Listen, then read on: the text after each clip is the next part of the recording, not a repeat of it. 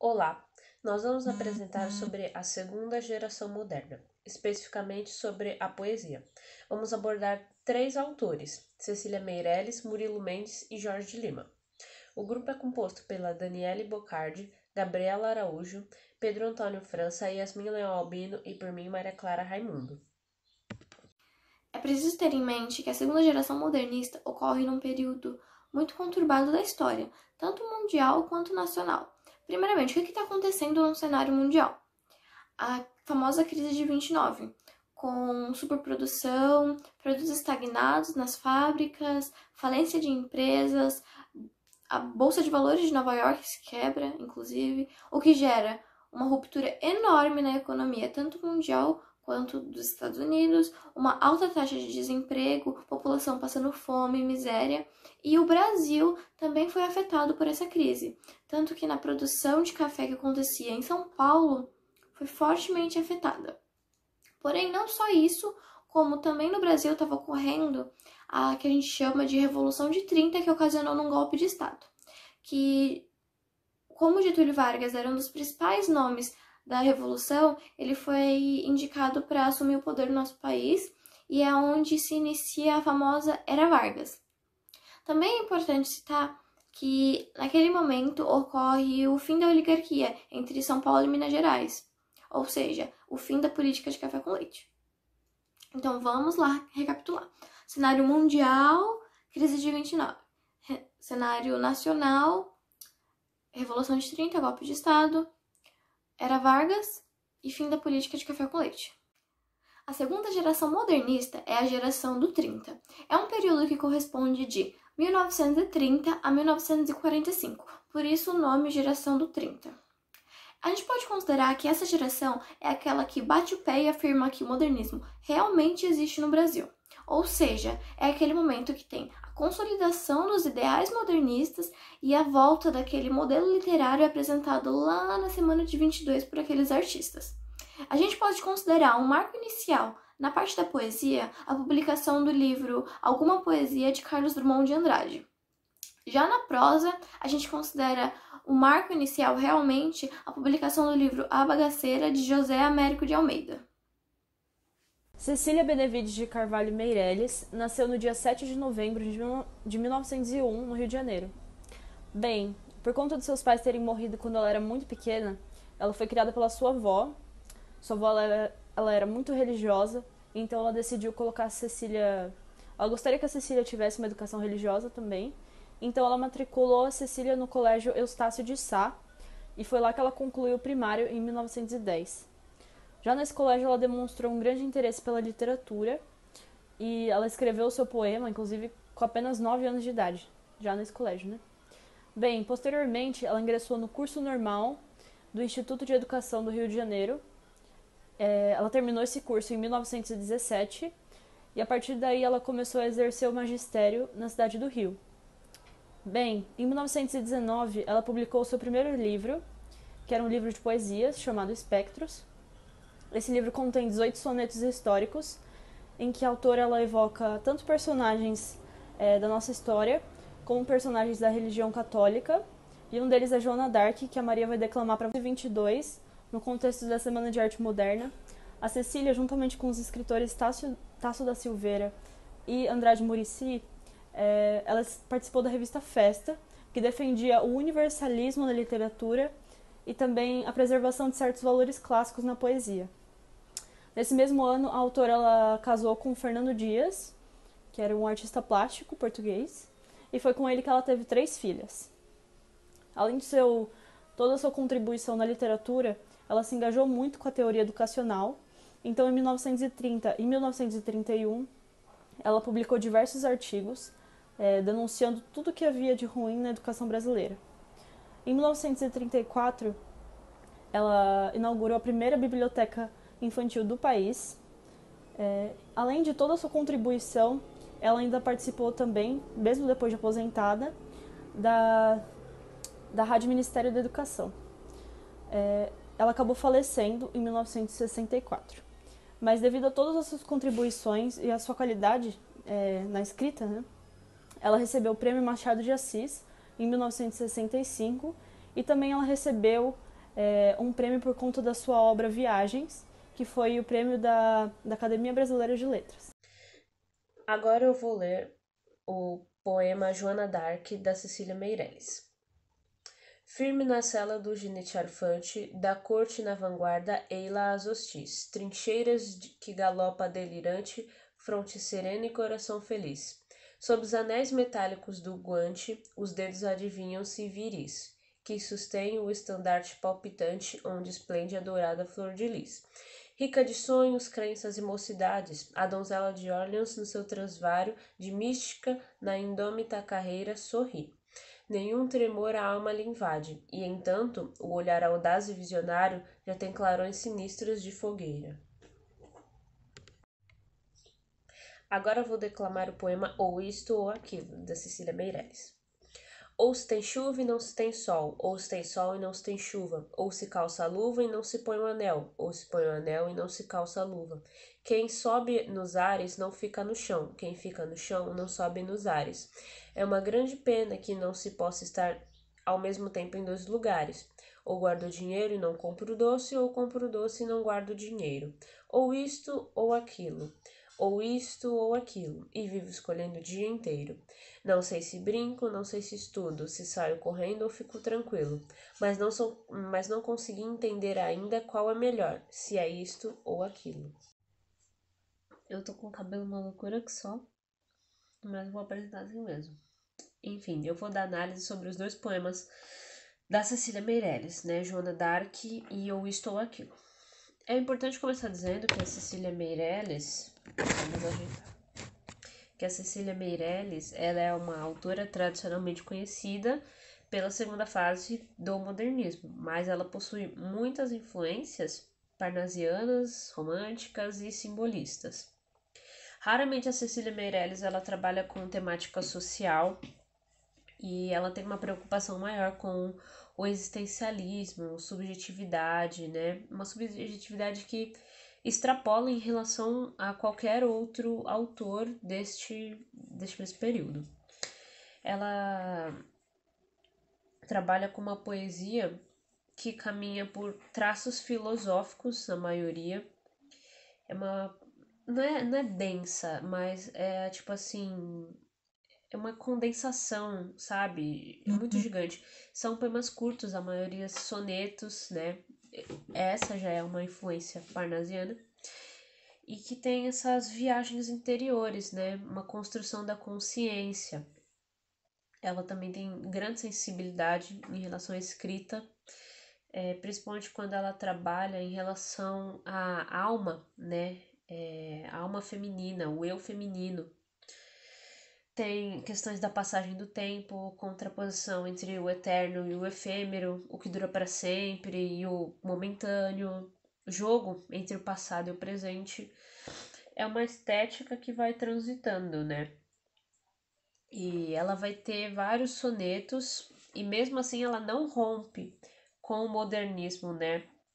Porque qual a principal característica do modernismo é o verso livre. E justamente por ser livre, né, ela exerce esse direito de liberdade com versos metrificados ou simplesmente versos livres. Uma questão muito legal da Cecília Meirelles é que todos os poemas dela possuem uma musicalidade, sabe, gigante, é uma construção rítmica muito legal. E em relação aos versos, né? A Cecília, ela utiliza da forma coloquial nos seus sonetos, sem ser aquela questão tão parnasiana, né, de ser tudo perfeito.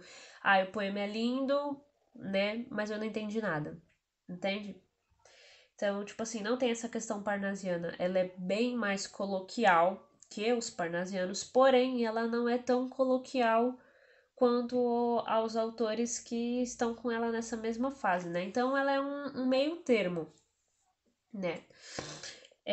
Mas ela não chega a ser tão arcaica quanto parnasianos e ela não é muito coloquial quanto aos autores desse período dela. Bom, o poema Joana d'Arc, ele se encontra no livro Espectros. Ele é formado por 17 sonetos, rimados em decassílabos ou alexandrinos. Então, todos os sonetos desse livro dela têm essas características. E nesse livro, ela apresenta celebridades históricas ou do catolicismo. Como eu já disse, a maioria das características da Cecília Meirelles é o que apresenta nesse soneto, né, Joana d'Arc. Se enxerga bastante a influência do parnasianismo, mas sem toda a questão arcaica, né, com uma linguagem mais coloquial. Tem a questão dela estar abordando uma personagem histórica, né? Não personagem, né? Uma pessoa histórica, né? Fez parte da história. Em forma de soneto, isso já é uma característica de influência dela em relação ao parnasianismo. E a linguagem dela, que não é tão coloquial, e a musicalidade, que é muito importante sempre estar ressaltando isso. A Cecília Meirelles, ela sempre consegue transformar os poemas dela com rimas, né, com ritmo, com forma. Já em relação ao poema ou isto ou aquilo, a gente consegue ver que se trata de escolhas, né? E tem sempre esse jogo, né, que a Cecília que é ela mesmo que ela tem, né? Esse jogo entre passado e presente, né? Ou contraposição entre o eterno e o efêmero, que dura para sempre e o momentâneo. Então, é uma estética que transita bastante, que nem nesse poema Ou Isto ou Aquilo, a gente consegue ver que é um poema curto, né? Não é gigante, já é características de influências, não tem uma dificuldade na leitura, então são versos livres, são coloquial, entende? A linguagem, mas é sempre ritmada, tem essa questão da musicalidade, que ela também guarda bastante nesse poema. Novamente a gente vê um poema que não é tratado muito matemática social, né? Porque é assim que ela escreve. E normalmente os poemas dela, quando ela trata de subjetividade, a gente consegue perceber bastante o eu da Cecília mesmo, entende? Ela como mulher mesmo, o eu feminino dela. Acho que essa questão de entrar no papel, talvez, é o que consegue caracterizar bastante e deixar bem condensado os textos dela. E são, assim, para quem lê normalmente. Meu óculos, né? Oh, meu cabelo. Para quem lê normalmente, é fácil de entender Cecília Meirelles, sabe? Principalmente essas questões do eu feminino. É muito legal essas temáticas que ela aborda. É uma conquista, né? Eu acho que é isso, então. Murilo Monteiro Mendes nasceu em Juiz de Fora, Minas Gerais, no dia 13 de maio de 1901.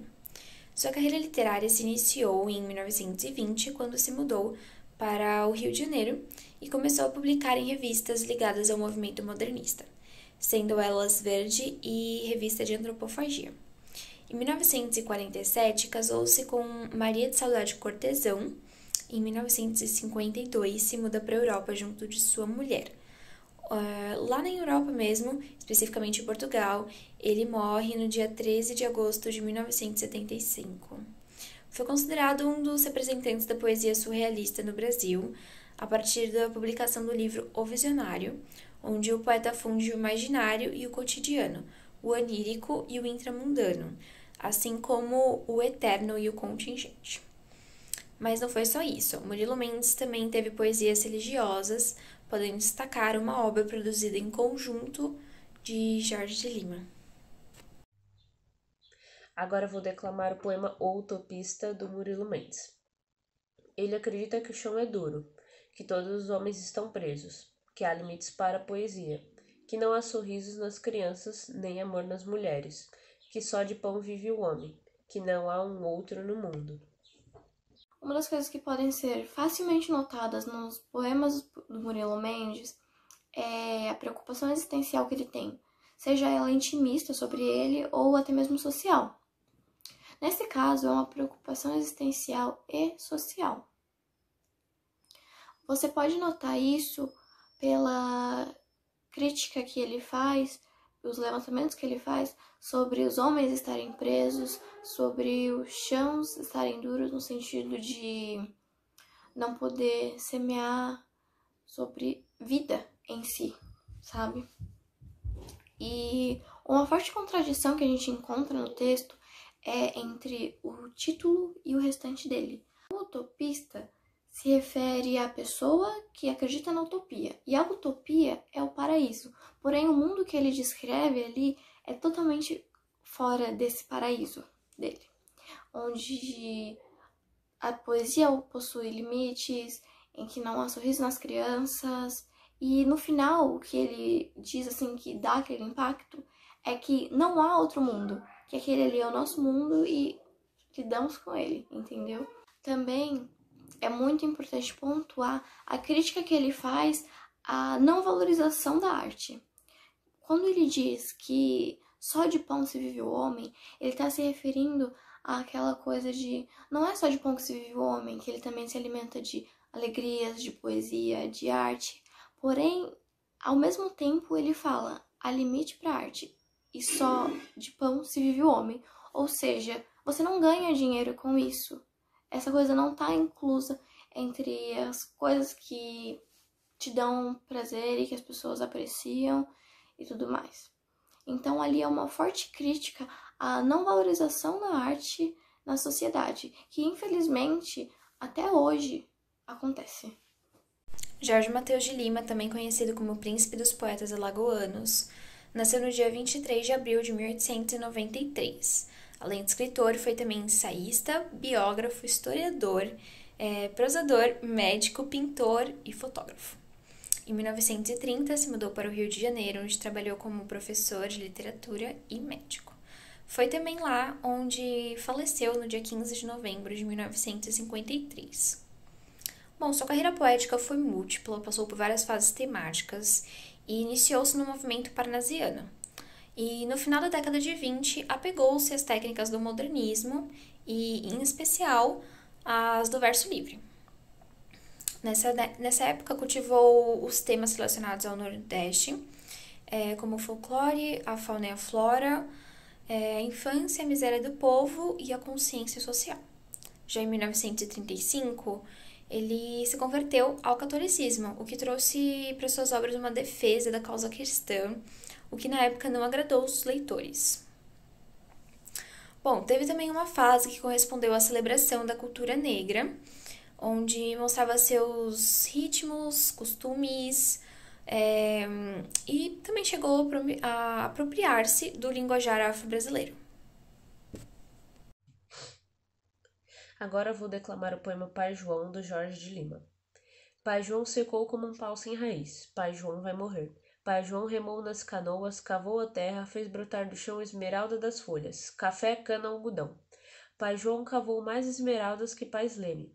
A filha de Pai João tinha um peito de vaca para os filhos de Oiomamar. Quando o peito secou, a filha de Pai João também secou agarrada num ferro de engomar.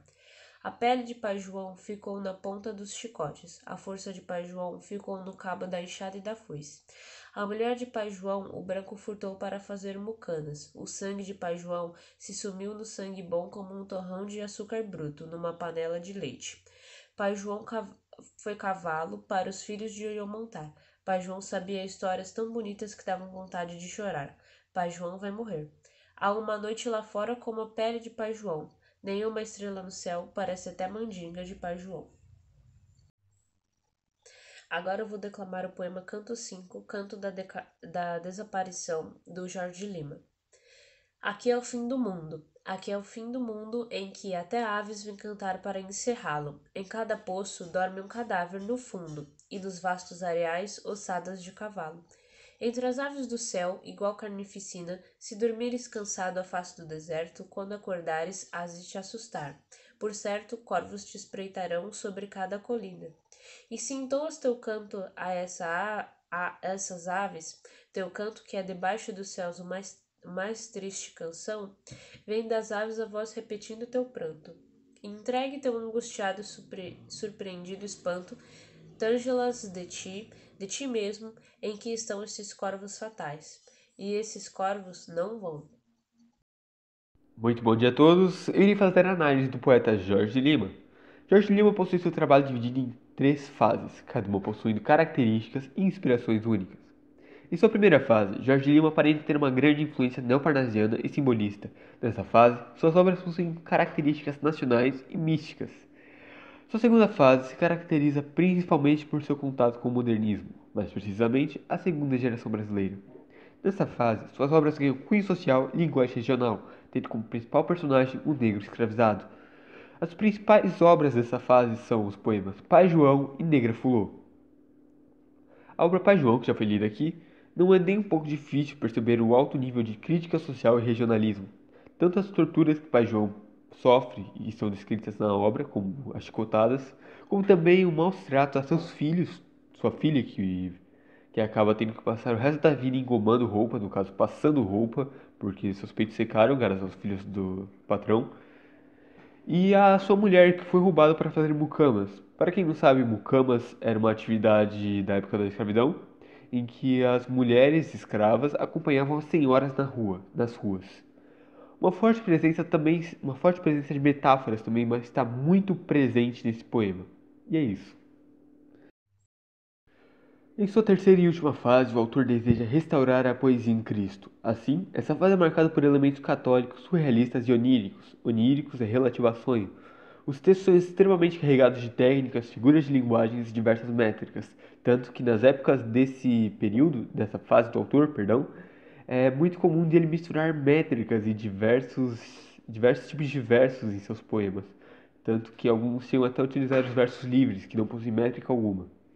A principal obra dessa fase é o poema épico Invenção de Orfeu. Nesse texto, o autor, misturando diversos tipos de poema, constrói uma epopeia moderna e subjetiva brasileira, com elementos da cultura brasileira, na qual Jorge Lima cria uma viagem ao paraíso e inferno. Esse texto possui diversas semelhanças com os grandes épicos europeus, a Ilíada, a Odisseia, a Eneida, a Divina Comédia e os Lusíadas. Outra coisa interessante sobre essa obra é que você vê muita característica barroca, como o Chiaro Escuro e o Loxo Renos.